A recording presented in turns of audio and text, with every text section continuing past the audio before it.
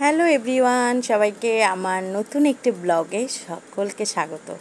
আজকে দেখো সকাল থেকে শুরু করছি, একদম এখন বাজে সকাল 6টা। আজকে রবিবার, আর রবিবার দিন সকাল 6টাতেই কত সুন্দর রোদ্দুর পড়েছে দেখো আমাদের উঠানে। আসলে আমি গিয়েছিলাম শনিবার সকালে বাপের বাড়িতে, তো রবিবার সকালবেলাটা একদম সারা দিনটাই পেয়েছি, আর শনিবার যেতে যেতে প্রায় 9টা বেজে গেছিলো। তো সকালবেলা আমাদের ছোট্ট খরগোশটা ঘোরাঘুরি করছে উঠানেতে।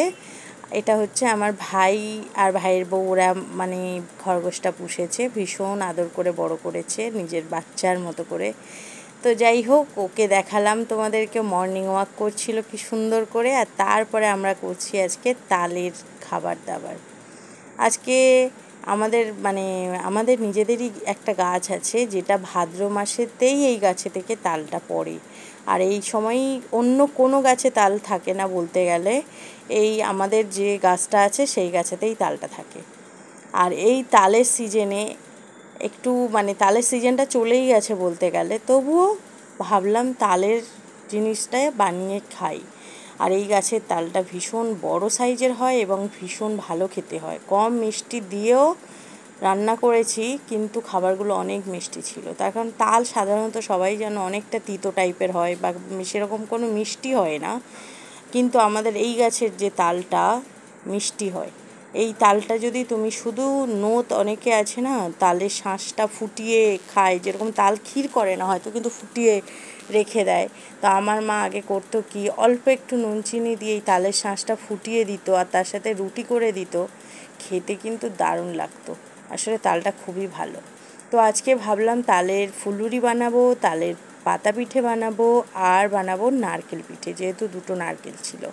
তো এতগুলো একসাথে বানিয়ে একটু ভুলই করেছি, অনেকটা খাবার বানানো হয়ে গেছিলো, সবাই খেতে পারেনি, নষ্টও হয়ে গেল। তো কিছু করার নেই, গ্রামের দিকে গেছি অনেক দিন পরে, সেই অনেক দিন আগে গেছিলাম মার কাছে, আর এই গেলাম, গিয়ে দেখছি এত সুন্দর আইটেম সব বাড়িতে আছে। যখন আমি ভাবলাম চলো মা শুরু করে দিই আমরা আজকে তালের খাবার বানানো। তো এতবার খেয়েছি, তবুও ইচ্ছে হলো বানাতে। আসলে জানি না কেন এগুলো বানাতে খুব ভালো লাগে আমার, খেতে ভালো লাগে, সাথে বানাতেও।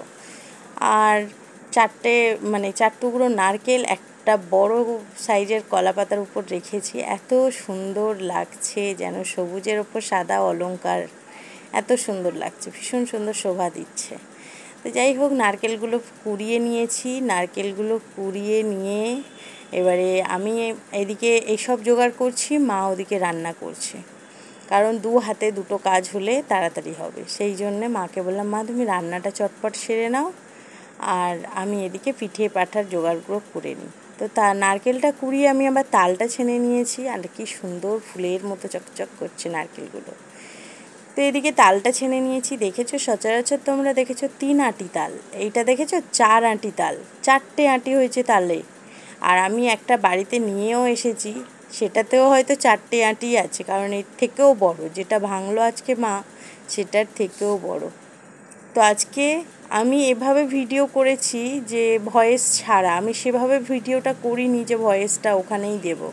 তো অন্যভাবে ভয়েসটা দিচ্ছি, জানি না ফেসবুকে কি হবে, ইউটিউবে এভাবে চলে কি না। তো যাই হোক, ভিডিওটা করছি, দেখো তোমরা, আশা করি ভালো লাগবে। মা ওদিকে নারকেল পিঠের গুঁড়োটা ভেজে মাখাটা করে নিল, আমি এদিকে বড়ার মাখাটা করে নিয়েছি, আর বড়ার মাখা থেকেই পাতার মধ্যে পিঠেটা বানাচ্ছি।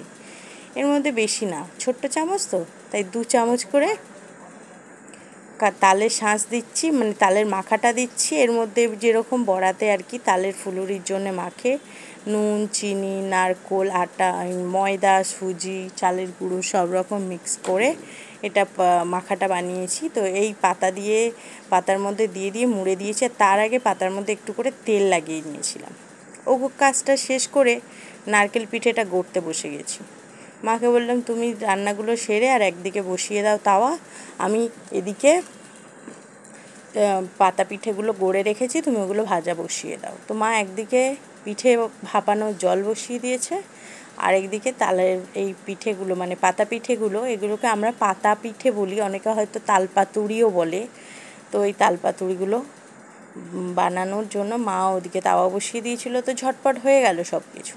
আর কি সুন্দর হয়েছে দেখেছো, আর একদম গরম গরম ভেঙেছি তো, তাই জন্য ওরকম লাগছিল। তারপরে বেশ শক্ত হয়ে উঠেছিল। যাই হোক, খাওয়া দাওয়া করে নিলাম সন্ধ্যাবেলা। আমার আজকের এই ভিডিওটা কেমন লাগলো জানিও। টাটা।